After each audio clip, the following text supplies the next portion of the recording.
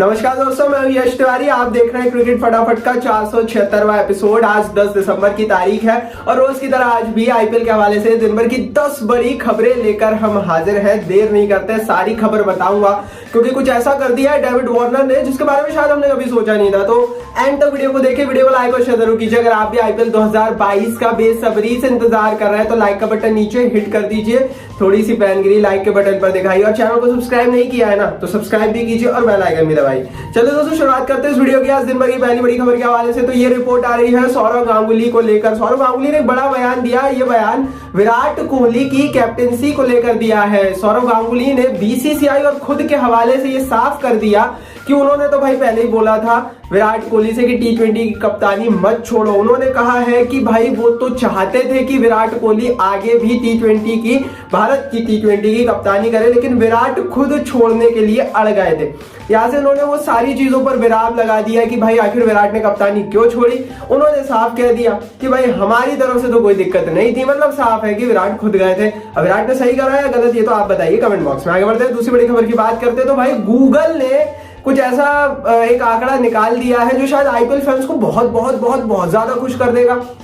Google ये बोल रहा है कि इस साल मतलब 2021 में जो सबसे ज्यादा सर्च किए गए कीवर्ड है उसमें आईपीएल 2021 और आईपीएल सबसे ऊपर है। 2021 में भारत में आईपीएल, कोविन और टोक्यो ओलंपिक्स को सबसे ज्यादा सर्च किया गया। अब टोक्यो ओलंपिक्स तो भाई 4-5 साल में एक बार आता है इसलिए वो सर्च हुआ। कोविन इसलिए हुआ क्योंकि लोगों को वैक्सीन लगवानी थी और आईपीएल इसलिए हुआ क्योंकि आईपीएल इज अ ब्रांड। तो दुनिया के और ये बोल सकते हैं इंडिया के, क्योंकि इंडिया ही अब दुनिया बन चुकी है, आपको पता होगा ज्यादातर अब इंटरनेट चलाने वाले इंडिया में ही है। तो इंडिया के सबसे ज्यादा सर्च में आईपीएल आ गया है टॉप पर इस साल में। आपको बता दें पिछले साल की था।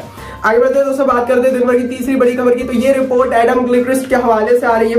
एडम गिलक्रिस्ट ने कुछ ऐसी बातें कही हैं जो शायद हम ये बोल सकते हैं कि भारतीय क्रिकेट को मजबूर कर देगी कि हम पीछे मुड़कर देखें। गिलक्रिस्ट ने कहा है कि वो पहले से ही रोहित शर्मा की कप्तानी के फैन थे और साल 2009 में ही वो डेक्कन चार्जर्स का वाइस कप्तान रोहित शर्मा को बनाना चाहते थे।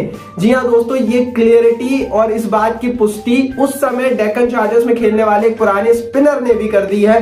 मतलब ये साफ है कि रोहित के अंदर जो कप्तानी की क्वालिटी थी वो शुरू से ही थी। तो अब सवाल ये उठता है कि आखिर क्यों बीसीसीआई ने उसी समय उन्हें मौका नहीं दिया।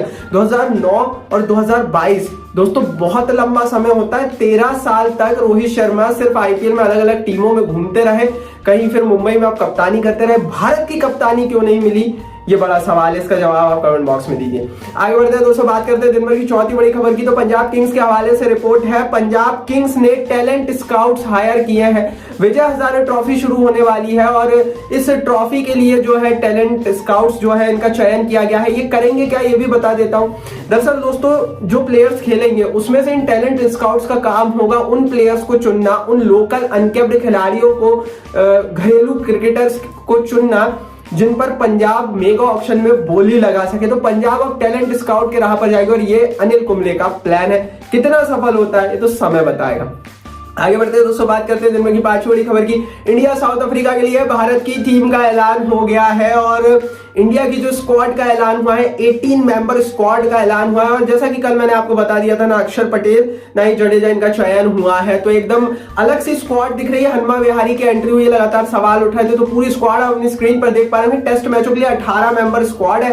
अब कमेंट बॉक्स में आप जरूर बताइए कि क्या ये टीम से भारत साउथ अफ्रीका में जीत सकती है या नहीं। यूट्यूब ने कमेंट बॉक्स आपके लिए दिया तो कमेंट जरूर कीजिए।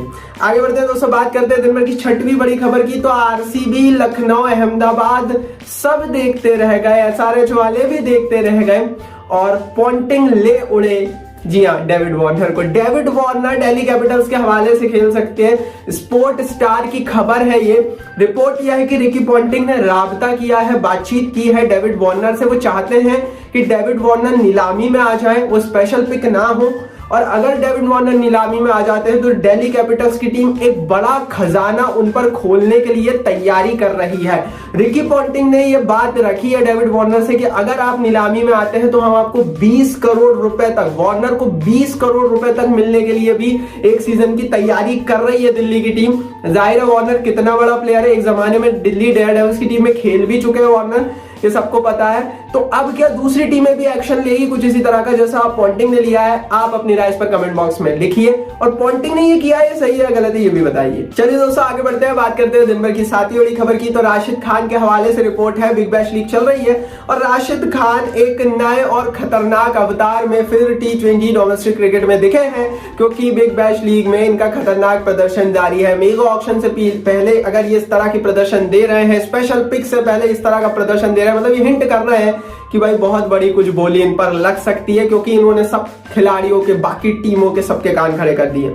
आगे बढ़ते हैं दोस्तों, बात करते हैं दिन भर की आठवीं बड़ी खबर की। तो ये बहुत बड़ी न्यूज है और ये थोड़ी हंसने वाली भी है, क्योंकि शाहिद अफरीदी ने रिटायरमेंट का ऐलान किया है 2022 के पीएसएल के बाद। वो कह रहे हैं कि साल का पीएसएल इनके लिए फेयरवेल पीएसएल होगा और उसके बाद वो रिटायरमेंट ले लेंगे। हालांकि शाहिद अफरीदी की रिटायरमेंट वाली बात को ज्यादा आप सीरियसली ना लें, क्योंकि ऐसे कई मौके आए हैं, पहले 3 बार ये रिटायरमेंट लेकर वापसी आ चुके हैं और इनकी रिटायरमेंट वाली बात एकदम फिगूसा होती है, क्योंकि 2 साल पहले भी इन्होंने कुछ ऐसे ही कहा था कि वो उनका आखिरी पीएसएल होगा, लेकिन जब उन्हें दिखता है कि यार अगले साल भी खेल सकता हूँ, अगले साल भी 1-1.5 करोड़ मिल जाएंगे, तो वो कंटिन्यू कर जाते हैं। अभी उनकी उम्र क्या है वो भी किसी को पता नहीं है, आधिकारिक और अनाधिकारिक उम्र में भी बड़ा डिफरेंस है। अगर आपको इसके बारे में कुछ जानकारी हो तो कमेंट बॉक्स में जरूर बता देना। आगे बढ़ते हैं दोस्तों, बात करते हैं दिन भर की 9वीं बड़ी खबर की। तो Kane Williamson, Sunrisers Hyderabad fans, IPL fans सब खुश हो जाओ, क्योंकि केन विलियमसन की कोई सर्जरी नहीं होगी। रिपोर्ट्स ये है कि सर्जरी एक्सपेक्ट नहीं की जा रही है, एल्बो में इनको इंजरी हुई थी और कहा जा रहा था कि भाई इनकी सर्जरी हो सकती है और इसके बाद अगर ये सर्जरी होती है तो फिर रिहैब करने में, वापस फील्ड पर आने में समय लगता है। अगर ऐसा होता है तो आईपीएल भी मुश्किल में पड़ सकता है, क्योंकि 3-4 महीने बाद आईपीएल की शुरुआत होने वाली है। लेकिन रिपोर्ट्स यह है कि वो सर्जरी नहीं होंगी, तो ये अच्छी ही खबर है। आगे बढ़ते हैं 10वीं बड़ी खबर की बात करते हैं। तो गाबा टेस्ट में नो बॉल टेक्नोलॉजी का इस्तेमाल जो है वो नहीं हो रहा है। रिपोर्ट्स यह है कि इस टेक्नोलॉजी का इस्तेमाल गाबा टेस्ट में नहीं किया जाएगा और नहीं किया जा रहा है। अब ये क्यों हो रहा है भाई, ये तो आप बताइए कमेंट बॉक्स में, और क्या सही है ये गलत है, क्योंकि ये तो बिल्कुल मेरे को सिर के ऊपर से बात है भाई, क्यों नो बॉल टेक्नोलॉजी नहीं ला रहे, आई डोंट नो। ये तो थी भाई दिन भर की 10 बड़ी खबरें। कमेंट बॉक्स में आप बताइए आपको कौन सी खबर अच्छी लगी, कौन सी नहीं। यूट्यूब ने कमेंट बॉक्स आपके लिए दिया, कमेंट जरूर कीजिए, अपनी राय जरूर दीजिए, इस वीडियो को लाइक और शेयर जरूर कीजिए और चैनल को सब्सक्राइब नहीं किया है तो सब्सक्राइब करके बेल आइकन दबाइए।